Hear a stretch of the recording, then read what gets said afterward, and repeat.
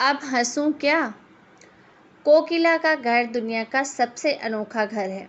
कोकिला के चेहरे पर आज तक किसी ने हंसी तो क्या, मुस्कान तक नहीं देखी होगी। आस पड़ोस के लोग कोकिला के नाम से ही खौफ खाते हैं। एक रोज कोकिला के घर के बाहर मोहल्ले की कुछ औरतें बैठकर ठहाके लगा रही होती हैं।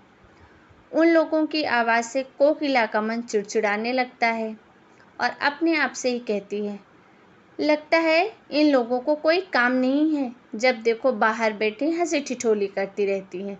सर में दर्द कर दिया है। और इधर औरतें बातें कर रही थी कि कोकिला के घर के बाहर बहुत अच्छी छाँव है। उधर तो धूप से चेहरा चिलचिला जाता है। कल से ना हम यहीं बैठेंगे और कुछ खाने का भी ले आना सब।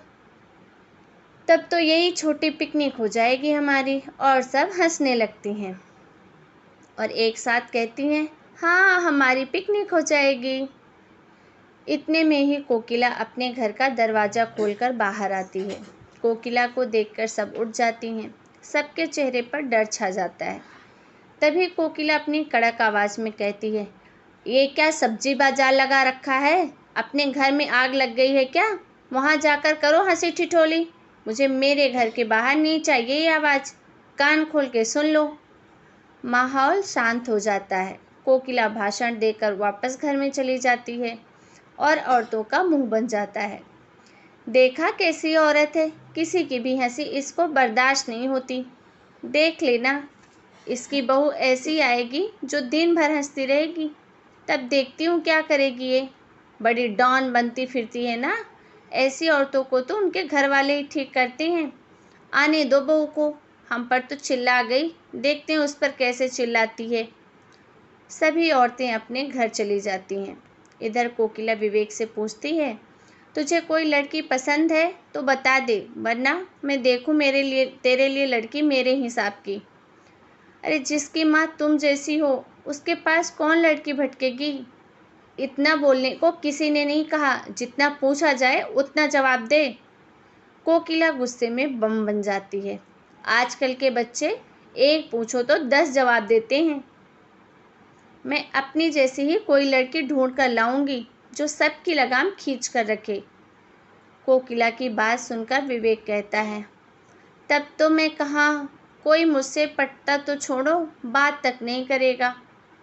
उससे पहले भी सोचना पड़ेगा।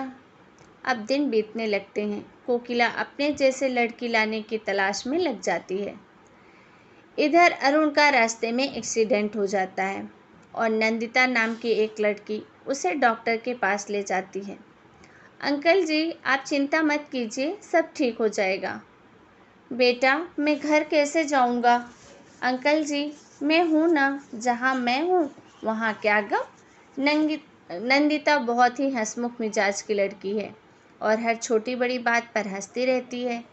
नंदिता को देखकर अरुण के मन में ख्याल आता है कि काश ये मेरी बहू बन जाए तो घर का माहौल ही बदल जाएगा।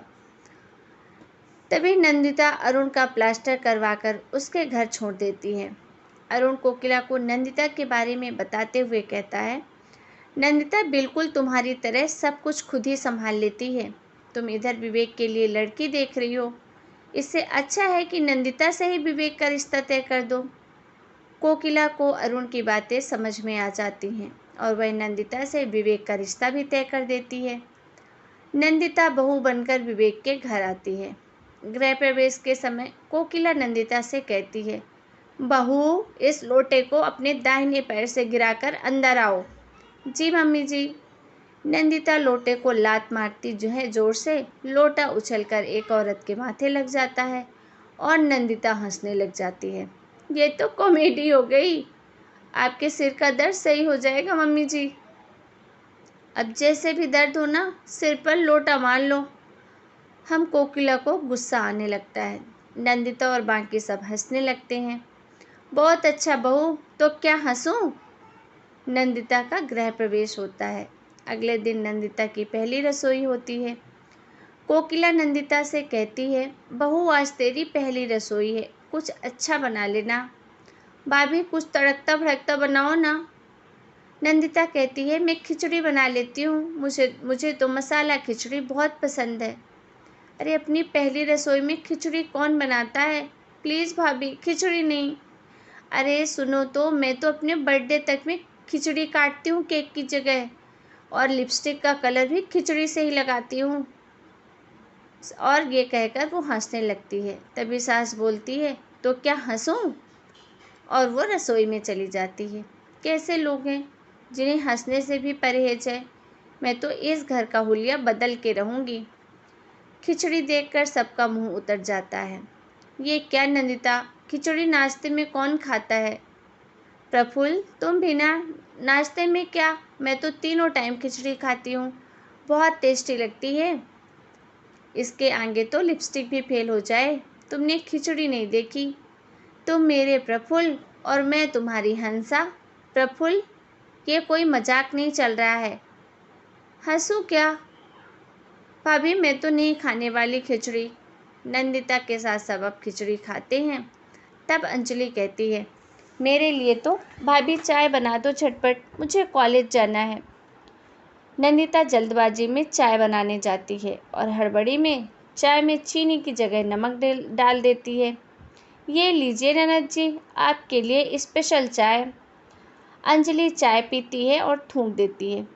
चाय में नमक कौन डालता है भाभी? आप ही पियो आपकी चाय। तभी नंदिता जोर जोर से हंसने लगती है और हाथ मुंह पर रखते हुए कहती है, ननद जी, वो जल्दबाजी में हो गया। एक बार दया भाभी ने ही ऐसा किया था। अब ये दया भाभी कौन है? अरे वही अपनी दया भाभी, तारक मेहता वाली। अब इधर अरुण मन ही मन खुश होता है कि मेरी बहू इस घर का नक्शा बदल ही देगी। एक दिन नंदिता कपड़े धो रही थी। तभी कोकिला उसके पास जाकर कहती है, बहू, वॉशिंग मशीन में कपड़े साफ नहीं होते, हाथ से रगड़ कर धोना। मुझे तो वॉशिंग मशीन के धुले कपड़े पसंद ही नहीं हैं। जी मम्मी जी। अब नंदिता कपड़े धोती है और कोकिला की साड़ी को इतना रगड़ती है कि वो फट जाती है। अरे अब क्या करूं, मम्मी जी की साड़ी तो गई। जस्ट चिल नंदू, मम्मी जी ने कहा था ना रगड़ के धोना। ये सबूत के लिए है कि कपड़े रगड़ रगड़ के धोए हैं मैंने। नंदिता फटी साड़ी सुखा देती है। छत पर फटी साड़ी देखकर कोकिला कहती है, बहू, ये किसकी साड़ी फाड़ दी तुमने? नंदिता जोर जोर से हंसने लगती है। मम्मी जी, आपकी साड़ी है, पहचान नहीं पा रही हैं क्या? आपू फिर से जोर जोर से हंसने लगती है। अरे मेरे कपड़े रगड़ रगड़ कर नहीं धोए थे क्या? अब आप ये मत कहना, रगड़ते हुए आपकी साड़ी फट गई। अब दांत फाड़ के हंस क्या रही हो? मम्मी जी, हंसना सेहत के लिए अच्छा होता है। तो क्या साड़ी फटने पर मैं भी हंसूं? दिमाग खराब हो गया है तेरा बहू। इसी तरह दिन बीतने लगते हैं। नंदिता अपनी आदतों से बाज नहीं आती और हंसती रहती है। और इधर नंदिता जितना हंसती है उधर कोकिला का खून जलता है। अब कोकिला एक दिन कहती है, बहू, मेरी साड़ी में फॉल लगा दे अच्छे से। बोलती है, जी मम्मी जी। ये कुछ नहीं सुनना, पहले मुंह पे सेलो टेप लगाकर अच्छे से साड़ी में फॉल लगाना। कम से कम तेरी बकवास तो नहीं सुननी पड़ेगी। और हाँ, साड़ी में ही फॉल लगाना है, फाड़ना नहीं है। नंदिता हाँ करती है। कोकिला अपने कमरे में चली जाती है। इधर नंदिता अपनी ननद अंजलि के हाथ बांध देती है और उसके मुंह पर सेलो टेप लगाकर हॉल में बिठा देती है। नानी जी, मुझे माफ़ कीजिए, अब मम्मी जी ने मुझे कहा है तो उनकी आज्ञा तो माननी पड़ेगी ना। अंजलि तड़पती रह जाती है। इधर नंदिता साड़ी की जगह अपने ससुर की धोती में फॉल लगा देती है। पूरा फॉल लगाकर नंदिता अंगड़ाई लेती हुए कहती है, लग गया फॉल ननद जी, बहुत ही मुश्किलों से लगा है। तभी सब हॉल में आते हैं और अंजलि को इस तरह बधा देख विवेक की हंसी नहीं रुकती। ये क्या, जो आज तक हम नहीं कर सके वो किसने कर दिखाया? वैसे अंजलि तो इसी तरह ठीक है। अंजलि पैर मारने लगती है और विवेक उसके मुंह से सेलो टेप और उसके हाथ खोल देता है। अंजलि विवेक पर बहुत गुस्सा होती है। तभी नंदिता फॉल लगी हुई धोती कोकिला को देकर कहती है, मम्मी जी, ये लीजिए आपकी साड़ी, हो गई। कोकिला खोलती है और ज़ोर ज़ोर से हंसने लगती है। बहू, तू ना पूरी कार्टून है। ये साड़ी नहीं, तेरे पापा जी की धोती है, धोती।